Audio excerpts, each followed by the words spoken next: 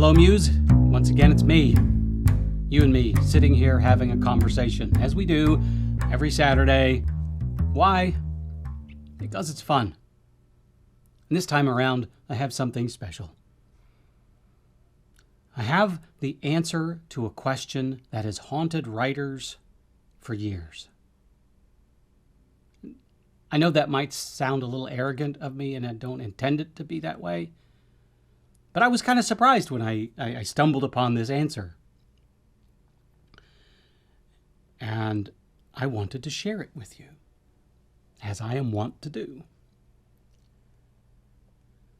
The question actually came about when I undertook the task of writing the sequel to Suicide Station. Now, the question that I want to pose and then succinctly answer is, why are sequels so hard to write? You get it. You understand me. When I wrote Suicide Station, or actually when I finished Suicide Station, I honestly didn't think I was ever going to come back to that world for a number of reasons. And so I let it go. But after a while, after enough reader feedback and fan responses, I started questioning that. And then I recorded the audiobook. And after recording the audiobook, I realized, no, this world was too much fun to leave behind. We need to continue this on. We need to write the sequel and even possibly turn this into a series. And so I decided to do it. Now, of course, I was in the middle of other things, and I had to get these other projects out of the way before I could dive into the sequel to Suicide Station. But when time finally came, I all of a sudden was overcome by this sense of trepidation. Something that has never happened to me before. I usually just dive into books and without inhibitions or abandon, I just write them. And for the most part, especially when I'm writing a sequel to a book, the characters are, already, they're very fleshed out and blah, blah, blah, and they tend to, it just happens. But this time around, there was something different. And it took me a while after I actually started writing the sequel, it took me a while to understand what was going on.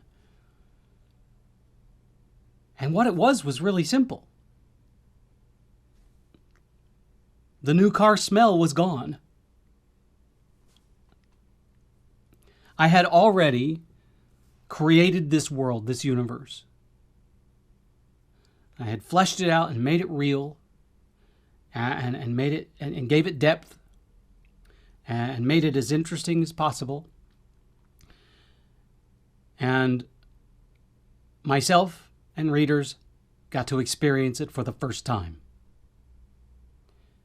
And the problem is you can only experience something for the first time once. You don't get a second chance at that.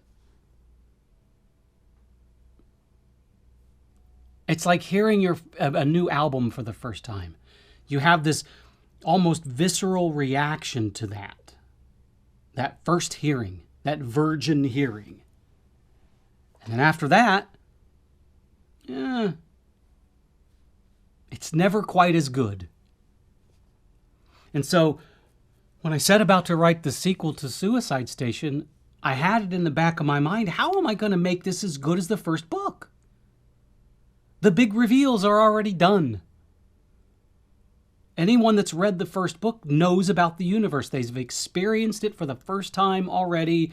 And how can I make it new and fresh? It's like, if you can recall, if you're old enough to remember, the first time you go to the cinema and you saw the movie Alien. You got to see this world that was created by H.R. Giger, and these glorious designs that had never before been put on film.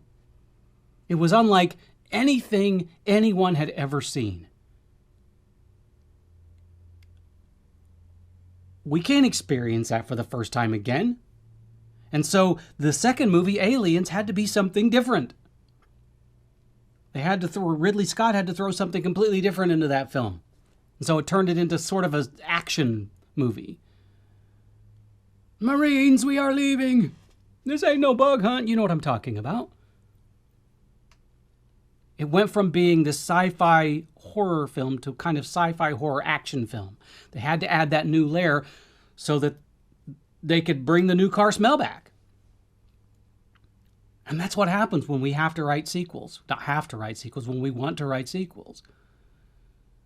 We sit down to write that first paragraph, that first sentence, that first word, and we realize that the new car smell is gone. And so we have to hope that the universe that we created in that first book is strong enough to transcend that virgin reading and can be interesting enough so that the second book is viable. And sure, we can introduce new dark alleys in that universe and new characters and throw even more circumstances at those characters to keep it fresh. And that happens. It's what we do. But at the same time, even though you can come up with this amazing new plot to put into your universe, there's still this level of disappointment because you can't reveal that universe all over again. You can't go, hey, look, this is all brand new, because it's not brand new. It's used. You're reusing the thing that you just invented. And that's daunting. And for me, especially writing the sequel to Suicide Station, that is very prominent in my mind as I'm going about laying out this story. I've got this plot that's working out really well, and the characters, and I'm introducing a few new characters, but at the same time I'm going, damn, I wish I could introduce this all over again. And that's why sequels are hard. But when they work, when a sequel works, it's usually a good sign that what you've created in the first place was strong and dimensional. And that's a good feeling.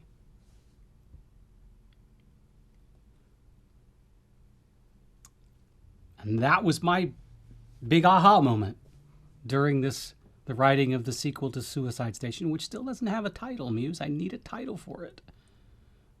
I thought I had one, but it turned out to be kind of lame. So you're going to have to tap me on the shoulder in the middle of some night while I'm sleeping and wake me up and make me realize what the title of this book is. Can you do that for me? I think you can. I need that. Anyway, I hope that helps you out a little bit, Muse. I hope you understand that how much I respect the ideas and the inspiration that you give me. And I respect it enough to realize that it needs to continue. Hence, the sequel to Suicide Station. Anyway. It's been swell, but the swelling's gone.